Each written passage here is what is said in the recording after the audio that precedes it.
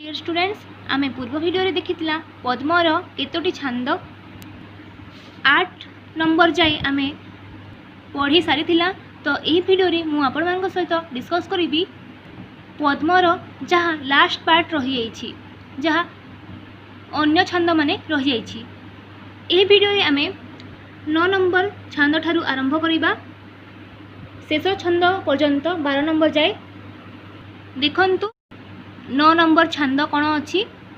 सत्य शिव सुंदर परमेश्वर नाम संगति लग्न नाम तोहर तेणुरे अरविंद भक्तजनर विभु पदारविंद सुमनोहर।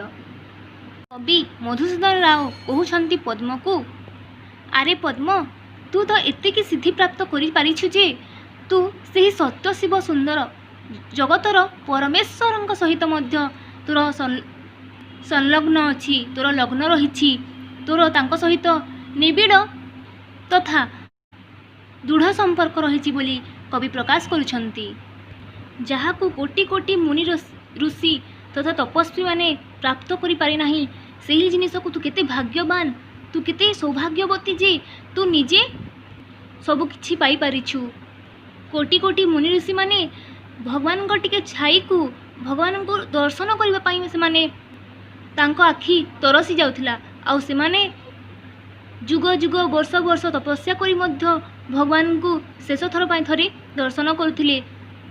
हेले तू तो भगवानकर एपरी एक प्रिया, कृष्णंकर एपरी प्रिया, सूर्यंकर एपरी प्रिया, एपरी अर्धांगिनी जे सबुदिन तते कौन करुछंती भगवान सकाळरू तोर उपरे तांको किरण पकाउछंती ओ तांको किरण रे तू आउ टिके सुंदर, आउ सौभाग्यवती, आउ स्वच्छ सरल मधुमय करुणावती तामरस भली देखा जाउछु।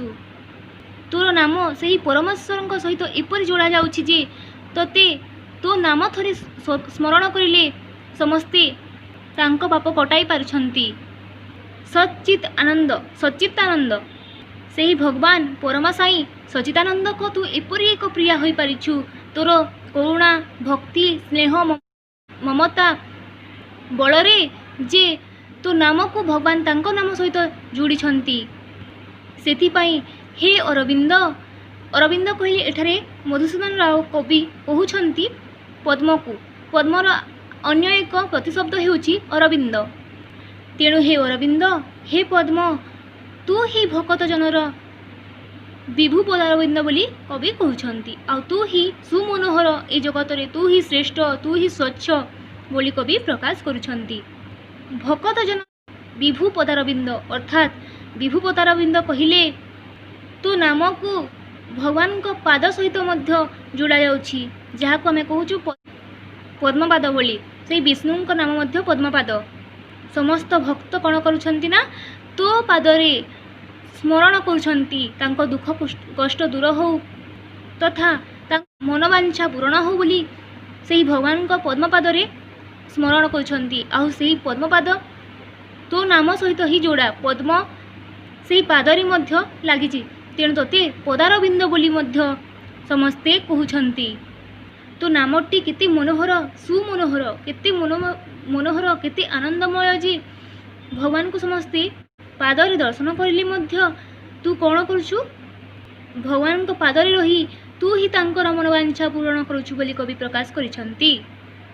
जहाँ सबु जगत रे भक्त जन रहिचंती, भक्त माने अछंती, से माने पद्मलोचन, पद्मपाद, पद्मकर बोली भगवान को स्मरण करुछंती। आउ तू भगवान को प्रिया रूपे, भगवान को अर्धांगिनी रूपे, भगवान को प्रेयसी रूपे, भगवान को करुणावती अनुसारे तू कौन करुछु ना सेमानंकु खुशी प्रदान करुछु ओ तांकर जहाँ सब मनोवांछा रही से सब जिनिस को तू ही पूर्ण करुछु बोली कवि कहउछंती। भगवान तते से सौभाग्य देछंती, तांको कथा को तू पूर्ण करि पारिबु बोली ए भाग्य देछंती बोली कवि प्रकाश करुछंती। तोर केते सौभाग्य जे तू तांकु मध्य जिणी पारिलु बोली कवि कहउछंती। जेपरी आमे जानिछु उपेन्द्र भंजंक गोटे कवितारे लेखा जायछि जे केते दूरे चांद केते दूरे कई, जेपरी चांद आकाश रे रही मध्य कई को देखिताए, कई जेपरी सरोवर रे रहिले मध्य चंद्र को चाहि रही थाए, ଯାହାକୁ ଉପେନ୍ଦ୍ର ଭଞ୍ଜ ବହୁତ ସୁନ୍ଦର ବହୁତ ପ୍ରେମରେ ବର୍ଣ୍ଣନା କରିଛନ୍ତି ଯେ କେତେ ଦୂରେ ଚନ୍ଦ୍ର କେତେ ଦୂରେ କଇଁ, ଆକାଶର ଚନ୍ଦ୍ର ଓ ସରୋବରର କୁମୁଦିନୀ, କୁମୁଦିନୀ ଅର୍ଥାତ୍ କଇଁ, ଏମାନେ ଏତେ ଦୂରେ ରହିଲେ ମଧ୍ୟ ତାଙ୍କର ଭିତରେ କିପରି ପ୍ରେମ ରହିଛି, ମମତା ରହିଛି, ସ୍ନେହ କରୁଣା, କେତେ ନିବିଡ଼ ସମ୍ପର୍କ ରହିଛି, ସେହି ଜିନିଷକୁ ଏଠାରେ ମଧ୍ୟ ମଧୁସୂଦନ ରାଓ କବି କହୁଛନ୍ତି। ଯେପରି ଚନ୍ଦ୍ର ଓ କଇଁର ପ୍ରେମ ମମତା ରହିଛି, ସେହିଭଳି ତୋର ତୋର ଆଉ ସୂର୍ଯ୍ୟଙ୍କର, ଯିଏକି ସକଳ ଶକ୍ତିର ଆଧାର ଯାହାକୁ ଆମେ କହୁଛୁ, ତା ସଙ୍ଗେ ମଧ୍ୟ ତୁ ସେପରି ନିବିଡ଼ ସମ୍ପର୍କ ରଖିପାରିଛୁ ଓ ତାଙ୍କର ସୂର୍ଯ୍ୟପ୍ରିୟା ହୋଇପାରିଛୁ ବୋଲି କବି ପ୍ରକାଶ କରୁଛନ୍ତି। ସର୍ବଶୁଭାର ସଦ୍ମ ରେ ପଦ୍ମ ତୋର, ସଙ୍ଗେ ନିଗୁଡ଼ ଯୋଗ ଅଛଇ ମୋର, ଜୀବନ ମରଣରେ ତୋ ସଙ୍ଗେ ମିଶି, ଥାଉ ମୋ ମନ ପଦ୍ମ ଦିବସ ନିଶି। ଏଠାରେ ମଧୁସୂଦନ ରାଓ କବି କହୁଛନ୍ତି ପଦ୍ମକୁ ସର୍ବଶୋଭାର ସଦ୍ମରେ ପଦ୍ମ ତୋର, ଅର୍ଥାତ୍ ତୁ ତ ସର୍ବଶୋଭାର ସର୍ବସ୍ୱଚ୍ଛ ଶୁଭ୍ର ଜିନିଷର ତୁ ତ ଶୋଭା, ତୁ ତ ସଦ୍ମ ଅର୍ଥାତ୍ ତୁ ତ ସମସ୍ତ ଶ୍ରେଷ୍ଠ ଜିନିଷରୁ ଶ୍ରେଷ୍ଠ ଅଟୁ, ତୁ ତ ସମସ୍ତ ଶୁଭ୍ର ଜିନିଷରୁ ଶୁଭ୍ର ଅଟୁ ବୋଲି କହୁଛନ୍ତି। ସଙ୍ଗେ ନିଗୁଡ଼ ଯୋଗ ଅଛଇ ମୋର, ସେଥିପାଇଁ ତୋଠାରେ ମୋର ମନ ରହିଛି, ତୋଠାରେ ମୋର ନିଗୁଡ଼ ଯୋଗ ରହିଛି ବୋଲି କହୁଛନ୍ତି। ଜୀବନ ମରଣରେ ତୋ ସଙ୍ଗେ ମିଶି, ଥାଉ ମୋ ମନ ପଦ୍ମ ଦିବସ ନିଶି। ଏଠାରେ କବି କହୁଛନ୍ତି ସେଥିପାଇଁ ତୁ ଯେପରି ଏତେ ସିଦ୍ଧି ଅଟୁ, ଏତେ ଶୁଭ୍ର, ଏତେ ସ୍ୱଚ୍ଛ ଅଟୁ, ତାହା ଦେଖି ମୁଁ ମୋର ସମ୍ପର୍କ ନିଗୁଡ଼ ଭାବେ ତୋ ସହିତ ଯୋଡ଼ିବା ପାଇଁ ଚାହୁଁଛି ଓ ତୋ ଠାରୁ କିଛି ଶିଖିବା ପାଇଁ ଚାହୁଁଛି। ସେଥିପାଇଁ ମୋ ଜୀବନ ମରଣ କାଳରେ ମଧ୍ୟ ତୋ ସାଙ୍ଗେ ମୁଁ ମୋର ସମ୍ପର୍କ ରଖିବି, ଆଉ ଦିନରାତି ଦିବସ ନିଶି ଅର୍ଥାତ୍ ଦିନରାତି ମୁଁ ତୋର ଗୁଣକୁ ଶିକ୍ଷା କରିବି ବୋଲି କହୁଛନ୍ତି। କଲୁଷ ପଙ୍କେ ମୁହିଁ କେଡ଼େ ମଳିନ, କେମନ୍ତେ ସରି ତୋର ହେବି ନଳିନ, ପଙ୍କଜ ଅଟୁ ତୁହି ତେଣୁ ଭରସା, ତୋ ପରି ଶୁଭ୍ର ହେବି ଲୋଭି ସୁଦଶା। କବି କେତେ ସୁନ୍ଦର ଭାବେ କହୁଛନ୍ତି ପଦ୍ମକୁ, ଆରେ ତାମରସ, ଆରେ ହେ ପଦ୍ମ, ମୁଁ ତ କଳୁଷ ପଙ୍କେ ଜନ୍ମ ହେଇଛି, ମୁଁ କେଡ଼େ ମଳିନ। କେତେ ଚମତ୍କାର ଜିନିଷ ଏଠାରେ କବି କହୁଛନ୍ତି ଦେଖନ୍ତୁ। କଳୁଷ ପଙ୍କେ ମୁହିଁ କେଡ଼େ ମଳିନ, କେମନ୍ତେ ସରି ତୋର ହେବି ନଳିନ। କଳୁଷ ପଙ୍କେ କହିଛନ୍ତି ଏହି ପୃଥିବୀରେ ମୁଁ ଜନ୍ମ ନେଇଛି, ଅର୍ଥାତ୍ ଆମେ ଜାଣିଛୁ ଆମେ ଯେଉଁ ଜଗତରେ ଜନ୍ମ ନେଇଛୁ ତାହା ମାୟାବୀ, ସ୍ୱାର୍ଥପର, କିଏ କାହାକୁ ସହିପାରନ୍ତି ନାହିଁ, ସମସ୍ତେ ନିଜ କଥା ଭାବିଥାନ୍ତି।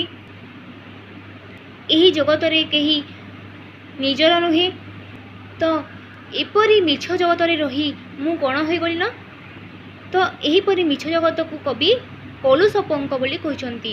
ଏହି କଳୁଷ ପଙ୍କ ପରି ଜଗତରେ ରହି ମୁଁ ସମସ୍ତ ଭାବେ ମଳିନ ହୋଇସାରିଛି। କେମନ୍ତେ ସରି ତୋର ହେବି ନଳିନ, ଆରେ ପଦ୍ମ ତୁ ତ ପଙ୍କରେ ଫୁଟିଛୁ, ପଙ୍କରେ ଜନ୍ମ ହେଇଛୁ, ଯେଉଁ ପଙ୍କକୁ ସମସ୍ତେ ଘୃଣା କରିଥାନ୍ତି, କିନ୍ତୁ ସେହି ପଙ୍କରୁ ତୁ ଜନ୍ମିଛୁ, ତାପରେ ମଧ୍ୟ ଏତେ ସିଦ୍ଧି ଲାଭ କରିପାରିଛୁ ବୋଲି କହୁଛନ୍ତି। ଆଉ ଏତେ ସିଦ୍ଧି ଲାଭ କରି, ଏତେ ଶୁଭ୍ର ହୋଇ, ଏତେ ସ୍ୱଚ୍ଛ ହୋଇ ତୁ କ'ଣ କରିପାରିଛୁ, ସ୍ନେହ କରୁଣା ରସକୁ ତୁ ମନେ ରଖିଛୁ। କିନ୍ତୁ ମୁଁ ଏତେ ବଡ଼ ଜଗତରେ ରହି ଏହି ପଙ୍କ କଳୁଷରେ କ'ଣ ହୋଇସାରିଛି, ସମସ୍ତ ଭାବେ ମଳିନ ହୋଇସାରିଛି। ମୁଁ ସ୍ୱାର୍ଥପର, ମୁଁ ସ୍ୱାର୍ଥବାଦୀ, ମୁଁ ନିଜ କଥା ନିଜେ ଭାବେ, ମୁଁ ଗୋଟେ ମଣିଷ ହୋଇ ମଧ୍ୟ ତୋ ପରି ହେଇପାରୁନି ବୋଲି କବି ପ୍ରକାଶ କରୁଛନ୍ତି। ତୋର ମୋର ଭିତରେ କେତେ ପାର୍ଥକ୍ୟରେ ପଦ୍ମ ବୋଲି କବି କହୁଛନ୍ତି। ତୁ ବି ଦିନେ ମାଟି ମିଶିବୁ, ମୁଁ ବି ଦିନେ ମାଟି ମିଶିବି, ତୁ ବି ସେହି ପଙ୍କରେ ଜନ୍ମ ହୋଇଛୁ, ମୁଁ ବି ଏହି ପଙ୍କ ଜଗତରେ ଜନ୍ମ ହୋଇଛି, ତାପରେ ମଧ୍ୟ ମୁଁ ତୋର ସରି ହୋଇପାରିବି, ମୁଁ ତୋର ସରି ବି ହୋଇପାରିବି ନାହିଁ ବୋଲି କବି କହୁଛନ୍ତି। ସରି ଅର୍ଥାତ୍ ମୁଁ ତୋ ସଙ୍ଗରେ ମିଶି ପାରିବି ନାହିଁ ବୋଲି କହୁଛନ୍ତି, କାରଣ ମୁଁ କେତେ ତୁଚ୍ଛ, ମୁଁ କେତେ ସ୍ୱାର୍ଥବାଦୀ ବୋଲି କବି ନିଜକୁ ପ୍ରକାଶ କରୁଛନ୍ତି। ପଙ୍କଜ ଅଟୁ ତୁହି ତେଣୁ ଭରସା, ତୋ ପରି ଶୁଭ୍ର ହେବି ଲୋଭି ସୁଦଶା। ଆରେ ପଦ୍ମ ତୁ ପଙ୍କରେ ଫୁଟି ମଧ୍ୟ ପଙ୍କକୁ ଯେଉଁମାନେ ଘୃଣା କରନ୍ତି ସେହିମାନେ ହିଁ ତୋତେ ଭଲ ପାଆନ୍ତି ବୋଲି କହୁଛନ୍ତି। ପଙ୍କ କହିଲେ ଆମେ ସମସ୍ତେ ଘୃଣା କରୁ, କିନ୍ତୁ ପଙ୍କରେ ଜ ଲାଗିଗଲେ ପଙ୍କଜ ହୋଇଗଲେ ତାହା ଏକ ଶ୍ରେଷ୍ଠ ନାମରେ ପରିବର୍ତ୍ତନ ହୋଇଯାଏ, ଯାହାକୁ ଆମେ ପଙ୍କଜ ବୋଲି କହୁଛୁ ପଦ୍ମକୁ। କବି କହୁଛନ୍ତି ଯେ ହେ ପଙ୍କଜ, ହେ ପଦ୍ମ, ମୁଁ ତେଣୁ ତୋ ଉପରେ ଭରସା ରଖୁଛି ଯେ ତୁ ହିଁ ମୋତେ କିପରି ଶୁଭ୍ର ହେବି ସେହି ବ୍ରତ ମୋତେ ଶିଖାଇ ଦେ। ସେହି ସୁଦଶା ବ୍ରତ ମୁଁ କରିବି ଆଉ ତୋ ପରି ଶୁଭ୍ର ଲାଭ କରିବି ବୋଲି କହୁଛନ୍ତି।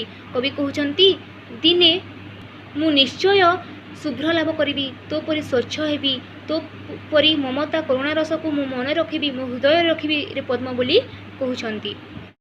ତୁ ମଧ୍ୟ ଦେଖିବୁ ଆରେ ପଦ୍ମ, ତୁ ଆଜି ଯେପରି ସ୍ୱଚ୍ଛ ସିଦ୍ଧି ଲାଭ କରିପାରିଛୁ, ମୁଁ ମଧ୍ୟ ଦିନେ ମୋର କରୁଣା ସ୍ନେହ ମମତାରେ ସିଦ୍ଧି ଲାଭ କରିପାରିବି ଆଉ ଈଶ୍ୱରଙ୍କୁ ଜିତିପାରିବି, ସ୍ୱଚ୍ଛ ହେବି ବୋଲି କବି ସବୁବେଳେ ପଦ୍ମକୁ କହୁଛନ୍ତି।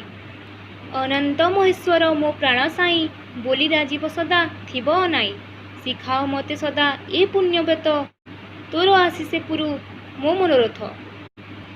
ତେଣୁ କବି କହୁଛନ୍ତି ପଦ୍ମକୁ ଅନନ୍ତ ମହେଶ୍ୱରୀ ମୋ ପ୍ରାଣ ସାଇଁ, ବୋଲି ରାଜୀବ ସଦା ଥିବ ଅନାଇ।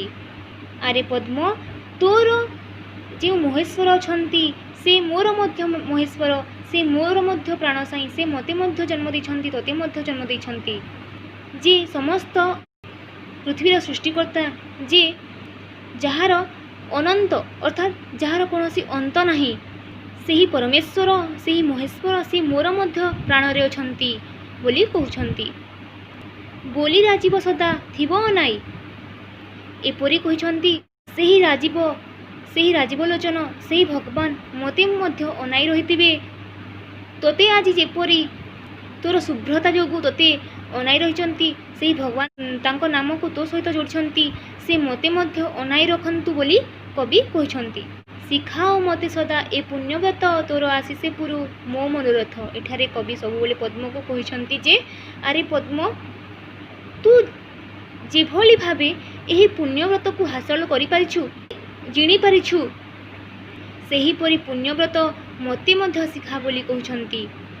ତୁ ଗୋଟିଏ ଫୁଲ ହୋଇ ମଧ୍ୟ ଏତେ ଶୁଭ୍ରତା, ଏତେ ସ୍ୱଚ୍ଛ, ଏତେ ସିଦ୍ଧି, ଏତେ କରୁଣା ରସ କିପରି ପାଇଲୁ?